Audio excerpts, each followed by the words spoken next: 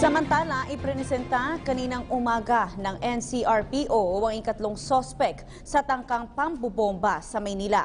Kaugnay niyan, muling nagpaalala ang pulisya sa publiko na kung may makikitang kahina-hinalang bagay ay agad itong ipagbigay alam sa mga otoridad. Ang ulat alamin natin mula sa aming kasamang si Julius de Samburon, live.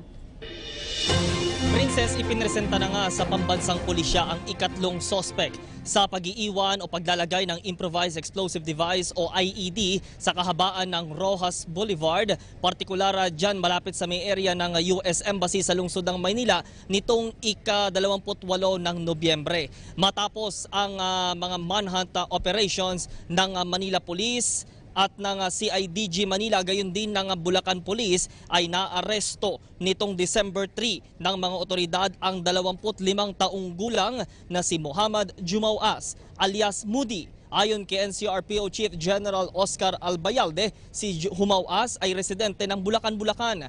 Ilang surveillance videos din ang na-retrieve ng MPD na makikita sina Jumauas at yung dalawang naunang suspect na nahuli ng mga otoridad sa ngalan nina Yaher Ginar at Rayson Kilala alias Rashid. Sa tulong naman ng social media at ng extrajudicial confessions ni Ginar at Kilala, agad na natunton si Jumauas. Ipinaliwanag ni Albayalde sa isang press briefing sa National Headquarters ng PNP ang iba pang detalye at proseso ng pagkakahuli sa naturang sospek. Pakinggan po natin. Well, number one, we all know that they belong to one cell, no? Since nung umpisa pa lang, alam natin na itong mga to, they belong to one cell and they're about mga 5 sa grupo nila. So we're still up going after 2 of their members. After na ma-arrest yung si Rashid sa Bulacan, nagtago siya, no? Nagtago siya. And he thought for a while na akala niya tapos na yung operation. So after na nagtago siya, then pumunta siya sa normal pumasok siya sa hospital, kukunin niya yung staff na because he is an X-ray technician there. Doon siya nahuli sa hospital. So he's also a resident of Santa Ana, Bulacan, kagaya ni Rashid.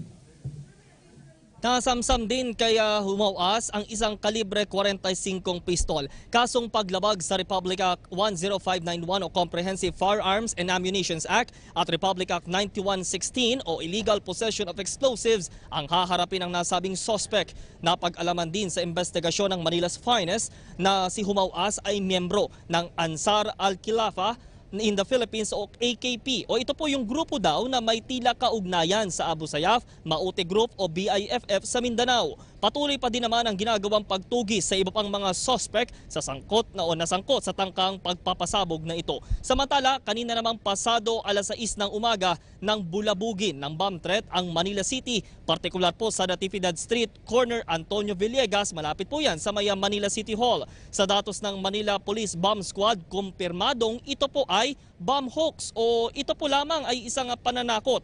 Pakinggan po natin yung naging karagdagang detalye po dito ni MPD Chief Joel Coronel. They found out that it was a bomb hoax or a package which was designed to look like an improvised explosive device. So it poses no danger at all from the very start. We were able to recover certain portions and parts and which we're trying to investigate right now. Who planted that bomb, possibly as a false alarm to divert attention or maybe as a bomb scare. So that's subject of investigation. That's what is scary actually. That was scary doon. Kaya nataranta yung mga tao doon sa City Hall, no? That should have not been the case. Kasi dapat hindi niya ginalaw yon. Kailangan sinabi lang niya sa kapulisan natin yon and then let our EOD-K9 to clear that item, no? Mali yung ginawa nung street sweeper this time, no? Unlike totally different dun sa ginawa nung nauna na ni-report niya yung nakita niyang suspicious item. Okay. This one din. At muli nga pong ipinaalala ng mga otoridad sa publiko kapag meron po kayong nakita mga kahina-hinalang bagay o di kaya po yung mga kahina-hinalang individual, agad nyo pong ipagbigay alam sa mga otoridad upang agad po silang makaresponde. Nananatili namang naka-alerto ang mga otoridad sa publiko o sa seguridad ng publiko, lalo na po ngayong magpapasko. Live mula sa Quezon City para sa PTV News, Julius Desamburon. Maraming salamat, Julius Desamburon.